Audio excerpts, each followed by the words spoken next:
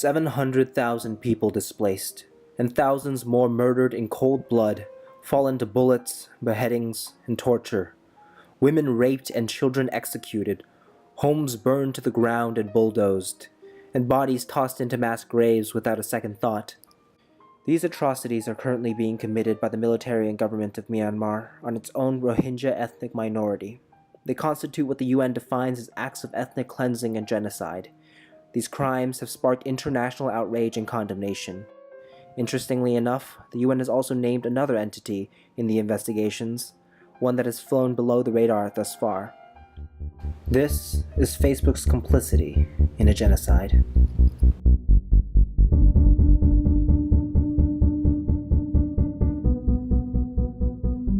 Before we can examine the role of Facebook, we need to know who the Rohingya are. The Rohingya are a Muslim ethnic minority in a Buddhist majority Myanmar. Most of them lived in the Rakhine State in northwest Myanmar before the most recent conflict started. The Rohingyan people can trace their history in Myanmar centuries back, yet the government of Myanmar refuses to recognize their status as an ethnic minority. Because of this, they have been left effectively illegal immigrants, strangers in their own land.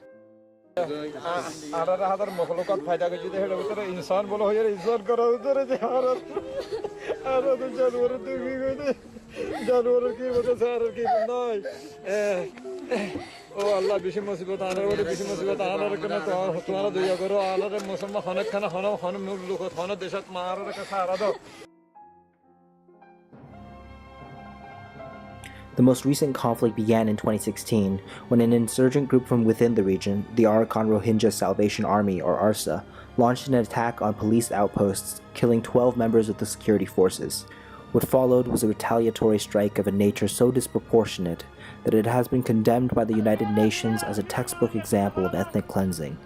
The military, in a prolonged campaign, often backed by Buddhist mobs, attacked Rohingyan villages and burned them to ashes.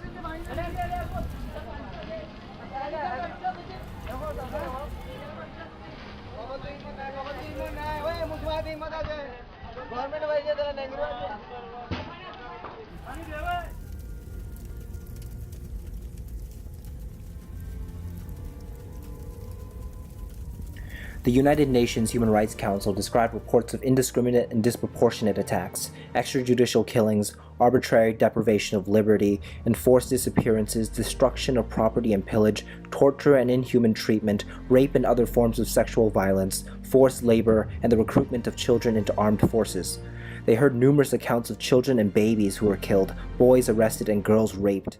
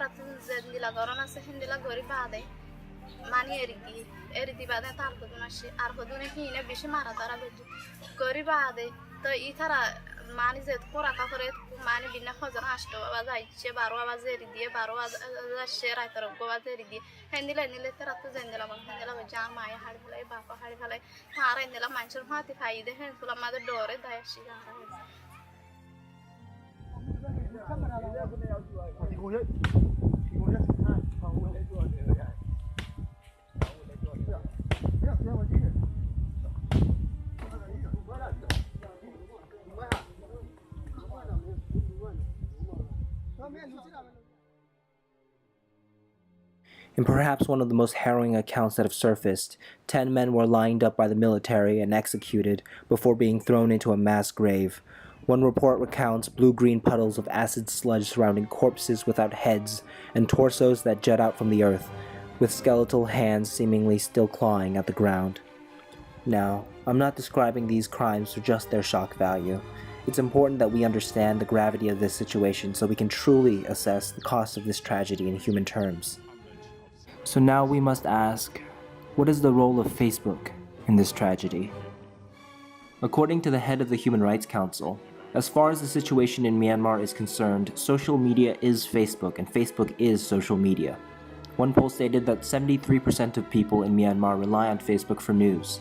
Another states that 83% of all internet traffic in the country flows through Facebook. For many people, Facebook is their only source of news on the internet. Its influence is apparently unparalleled. Even the former president of the country announced his resignation through Facebook. It is no exaggeration, then, to say that the Zuck basically owns and controls almost all forms of online communication in the country. And if you're thinking that's kind of fucked, you would be right. It's extraordinarily fucked. Look, we know that Facebook has in the past been responsible for helping to spread fake news and misinformation. We saw what happened when targeted Facebook ads came to influence the political climate in the United States. We need to understand that Facebook curates the content that we see, that their entire business model is based on showing us what we want to see, to show us opinions that we agree with, facts that we would like to believe, stories that reinforce our own narratives, and the world through a mirror that faces ourselves. That the trends we find in our own society can be magnified to devastating consequence should not be a surprise to anyone. Recent research has revealed that targeted hate speech against the Rohingya minority and hardline nationalist posts by Buddhist groups skyrocketed after the Arsa attacks. The wildfire spread of this kind of activity helped shape the narrative of the conflict itself, polarizing further and further the religious hatred between the Muslim and Buddhist populations. Third parties have even noted that the quick spread of misinformation and fake news has fueled the fire even further. This kind of misinformation includes false reports of weapons stockpiling by Muslims, fake plans for counteroffensives against Buddhist religious buildings, and illusory bombings that would never come to pass. But it's clear now that we didn't do enough to prevent these tools from being used for harm as well. And that goes for fake news, for foreign interference in elections, and hate speech, as well as developers and data privacy. We didn't take a broad enough view of our responsibility, and that was a big mistake. That was a big mistake. That was a big mistake. That was a big mistake. Imagine for a moment reading from your primary news source about planned bombings and premeditated attacks on your community, on your family, on the places where you worship. These plans are all concocted by a mysterious people, a fringe people that you never interact with, a people that your community has had enmity with for centuries. How would you react? Would you not rise to defend yourself and your family? Would you not take up arms? Would you not join with your military to defend against these perceived agitators and terrorists? Would you not burn down their homes? Would you not kill their women and children alike that another generation won't live to harm your children and your children's children? The point here is not that Facebook is single-handedly responsible for genocide. These actions have unfortunately had years of historical precedent and would likely have transpired regardless of Facebook's presence. But Facebook has embedded itself into the very heart of Burmese society, and it fuels the biases and exacerbates the hatreds that already exist. When they refuse to moderate, ethnic hatred flourishes. When they refuse to delete misinformation, it spreads to 100 ears, 1,000 eyes, and 1,000,000 hearts. Facebook did not create the conditions for genocide, but there is no question that it fanned the flames. As more and more people are connected to the internet and their world through social media, we must examine and understand their effects with clear eyes and analytical minds. Facebook is not inherently moral or immoral. It is as most businesses are, amoral. They exist as profit-seeking enterprises, and their monopolistic hold on information in countries like Myanmar situate them uniquely in a position of extreme power over the people.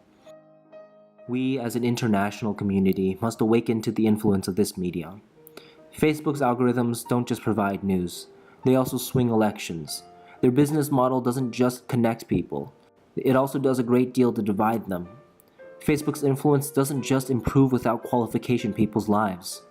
In fact, it is hard to see all the good Facebook has done in connecting the people of Myanmar without also seeing the stain of genocide that followed.